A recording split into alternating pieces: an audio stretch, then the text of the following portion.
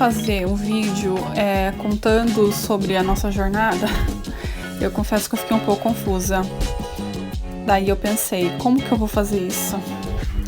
Bom, acho que eu vou começar do começo. Então, oi, eu sou a Eliana, tenho 32 anos, sou mãe do Victor, mãe da Súria e esposa do Luiz Fernando. E fotógrafa. Sabe aquelas situações que a vida te fecha uma porta e te abre uma janela? Então, foi mais ou menos assim que aconteceu conosco. Mas foram tantas portas fechadas, mas tantas portas fechadas, que a gente criou força para tomar uma decisão muito importante, que mudaria toda a nossa vida, da nossa família e provavelmente até da nossa geração, que foi a mudança do Brasil para Europa. Um belo dia tava meu esposo procurando trabalho, né? E ele já tinha passado por várias empresas, trabalhou alguns meses nessas empresas, as empresas dispensando ele por conta de quebra de contrato, enfim, todo aquele efeito da crise no Brasil, né? A gente estava sentindo muito isso através dos empresários, né? Então o Fernando ele era contratado e dispensado, contratado, trabalhava uns meses, dispensado. Então essa instabilidade, ela tava deixando a gente muito deprimido mesmo. Essa sensação de insegurança, né? Porque a gente tinha o nosso filho em escola particular, né? A gente tinha a despesa de parcela de carro, a gente tinha uma série de coisas, né? Cartão de crédito, né?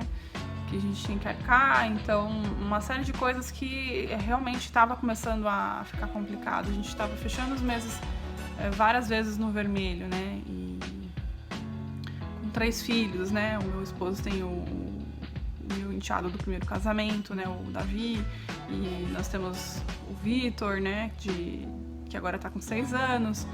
E na época eu estava tendo bastante dificuldade de trabalhar na minha área, eu sou fotógrafa. Então, essa pressão toda, sabe, essa instabilidade toda fez com que a gente ficasse bem deprimido mesmo, não sabendo realmente o que fazer, para onde ir, né? E nesse desespero todo, eu até conversei com meu esposo e falei, poxa, eu acho que eu vou tentar trabalhar com alguma coisa que dê um pouco mais de estabilidade, né? E comecei a trabalhar como motorista de aplicativo. O primeiro que eu entrei foi a Uber. Também entrei na 99 Pop, troquei meu carro e comecei a trabalhar como motorista de aplicativo. Eu tive boas experiências com esse trabalho, trabalhei por 2 meses apenas, porque logo na sequência eu descobri que estava grávida. Então foi bem difícil, eu tive que parar tudo, sabe? Eu fiquei muito enjoada no começo da minha gravidez. E essa instabilidade do meu esposo com o trabalho dele também deixou a gente bem tenso, né? Nós ficamos muito tensos porque, enfim, aconteceu aí essa gravidez, né, da minha filha, então a gente ficou assim meio de cabelo em pé na época. Mas, enfim, como sempre o Fernando estudando, se especializando e mandando vários currículos, né? Graças a Deus, quando ele saiu de uma empresa, não demorava muito para ele conseguir entrar em outra, porque o currículo dele é um bom currículo, ele tem muitos anos de experiência, ele é um engenheiro de software, né? Então é uma área assim que, até mesmo no Brasil em crise, existe uma procura, né? Uma procura muito grande desse tipo de profissional. No meio desse monte de currículos que o Fernando estava enviando para tudo quanto é lugar, empresa, enfim, um desses currículos, acidentalmente, acredito, ele mandou para uma vaga em Portugal. Acho que ele viu lá, Portugal, já estava tanto saco cheio, ele falou, vai também, né? Mas nós nunca tínhamos pensado em sair do país, a gente nunca cogitou essa possibilidade, sabe? Então, foi uma coisa que aconteceu muito por acaso. Inclusive, por acaso, o meu sogro, ele tem cidadania portuguesa. O pai dele, acho que era cidadão português, então ele tirou a cidadania portuguesa pelo pai e, coincidência, né, da vida, a gente tinha essa facilidade da cidadania portuguesa muito próxima a nós, e junto com essa vaga que o meu esposo havia mandado o currículo. Ele foi chamado para uma entrevista pelo CEO da empresa em Portugal, fez a entrevista, o CEO respondeu para ele que estava em dúvida entre ele e mais 2 candidatos e que daria a resposta para ele na semana seguinte. Pois bem, semana seguinte estávamos passeando no Sesc, lá em Sorocaba, na cidade que a gente morava, e o meu esposo, ele é meio desligado, ele é meio voadão, assim, uma pessoa muito tranquila, um pacato cidadão. Eu peguei e perguntei pra ele, falei, Fernando, você acessou a resposta daquele CEO lá de Lisboa, né? Como é que ficou aquela história, né? E aí, você, né? O Fernando falou assim, mas e aí, você tem coragem? E se ele me aceitar, você tem coragem? Aí eu falei pra ele, eu tenho coragem, porque eu tava grávida, né? Tava grávida acho que de uns 4 meses, 5 meses, eu não me lembro muito bem. Porque aconteceu muita coisa de lá pra cá, né?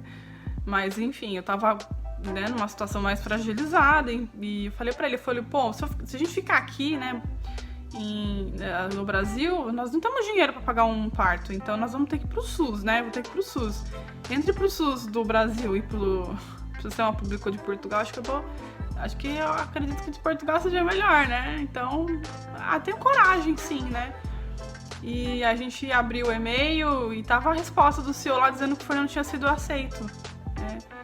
E estavam discutindo salário e tudo mais. O cara fez uma proposta pro Fernando e o Fernando aceitou. Foi uma proposta razoável e nós estávamos desesperados também, né? Diante de toda aquela situação. Então a gente decidiu que a gente ia começar a vender as coisas da casa. E, gente, quem já migrou, quem já mudou de país, sabe, né? Eu não vou nem muito longe, quem já mudou de estado, às vezes, porque o Brasil é muito grande, né? Às vezes você vai sair lá do sul para ir pro sudeste ou vice-versa, ou, sei lá, pro norte, pro nordeste.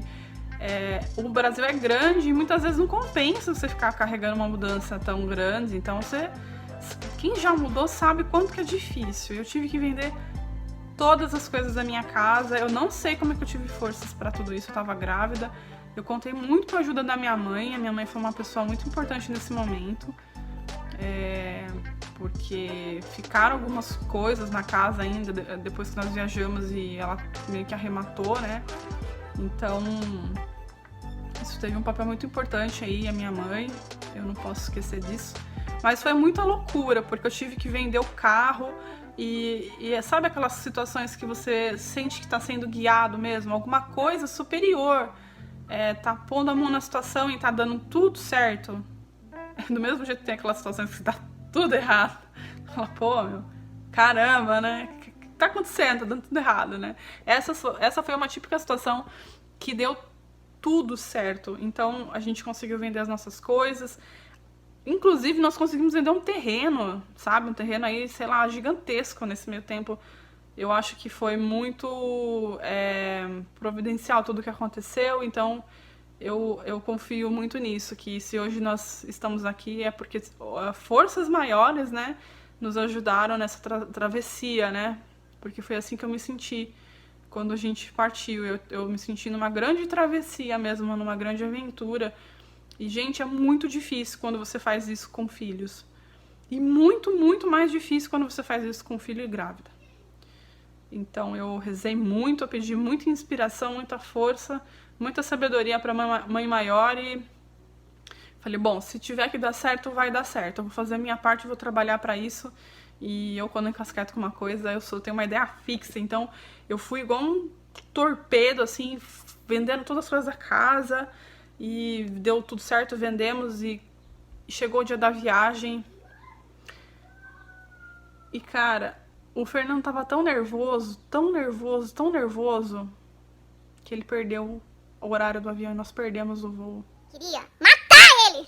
E foi assim, tipo, a coisa mais absurda que acho que me aconteceu nos últimos tempos foi aquela perda daquele voo. Porque perder um voo internacional de 3 passageiros, na situação que a gente tava, tipo, a grana muito apertada, sabe? Aquilo lá foi, assim, algo que realmente foi um choque. Mas, assim, vou virar a página, porque, Enfim, todo mundo tem uma história dramática pra contar, né? Nada acontece, nada são flores, né? No meio do caminho. Sempre tem alguma coisa que a gente encontra aí pra testar a nossa fé. Enfim, conseguimos no dia seguinte comprar passagens novas. Eu acho que isso daí foi um milagre, porque de repente o meu cartão de crédito surgiu lá um limite que a gente nem sabia que existia. Eu acho que essa parte foi realmente um milagre. Eu não acredito que isso seja uma coisa real, assim. Eu acho que esse foi o milagre da minha história. Apareceu, sei lá, nós fomos consultar que de repente tinha 15 mil de limite do cartão de crédito e a gente vivia, sabe, apertado. Então foi uma situação que a gente não esperava. Eu sempre falo, esse foi o milagre da viagem. Compramos as novas passagens, embarcamos, né? Conseguimos alugar uma casa à distância. Eu consegui fechar negócio, então eu paguei 6 meses por um apartamento mobiliado e também foi uma outra situação muito incrível que aconteceu. Vou fazer esse vídeo bem por partes mesmo, porque sabe como é que é, né? Mãe de família e tal, criancinha aqui, enche a barriguinha, né? Horário do almoço, então eu vou fazendo algumas pausas aí rapidinho, então não estranhe se a câmera mudar, se eu parecer que eu tô com mais cara de louca do que antes, enfim. O fato é que alugar tava muito complicado, porque ou eles pediam fiador e a gente não conhecia absolutamente ninguém em Portugal, ou eles pediam um ano de aluguel adiantado. Esse foi o maior absurdo que eu encontrei. E na madrugada eu acordei e acessei o site e vi que tinham acabado de postar. Interessante que na época a diferença de horário de Portugal para o Brasil estava dando 4 horas, né? Ou seja, a pessoa que postou, ela tinha colocado o anúncio mais ou menos umas 6 horas da manhã, 7 horas da manhã do horário de Portugal, né? Com diferença de 4 horas, isso daria meio que na madrugada do Brasil, que foi quando eu acordei. Então eu vi lá que a pessoa tinha postado fazia 25 minutos, né? E eu fui a primeira a entrar em contato com o cara, e foi uma coisa extremamente providencial, porque juntou a fome com a vontade de comer. O cara queria alugar o apartamento dele às pressas, porque ele ia sair de Portugal, ele ia de viagem com a família, e a viagem marcada, e então a pressa dele também era a mesma pressa que a minha, e nós oferecemos para ele um contrato de 6 meses, pagamos 6 meses de aluguel para ele adiantado, né, porque a gente viu que não ia ter jeito mesmo, então a venda do terreno lá foi mais uma vez muito providencial para a gente poder ter esse dinheiro, e acertei tudo à distância, e a única coisa assim que a gente conseguiu garantir mesmo que não era um golpe, né? Em Portugal eles chamam isso de burla. Uma mosca aqui, filha de uma boa mãe. Então foi que a gente pediu pro chefe do Fernando, pro CEO, né? Ir até lá, verificar o apartamento, pegar a chave, sabe? Fazer todo essa vistoria aí que a gente não conseguiria fazer à distância, e ele foi super gente boa, ele foi lá, ele olhou o bairro, mostrou, filmou, conversou com o dono, pegou a chave, fez tudo que a gente precisou, ele foi bem bacana nesse sentido. E assim, eu posso falar da minha experiência em Portugal, porque cada um tem uma experiência de vida, cada um tem um ponto de vista, e eu só posso falar do meu, não posso falar por ninguém, não posso afirmar nada. A questão Portugal é um país maravilhoso para você turistar, para você aproveitar as praias, para você aproveitar a comida, entendeu? O povo português também, eles são muito, muito diferentes, eles são muito vivos, muito, né, um povo muito forte, sabe? É bem legal esse contato com outra cultura, eu acho isso muito importante.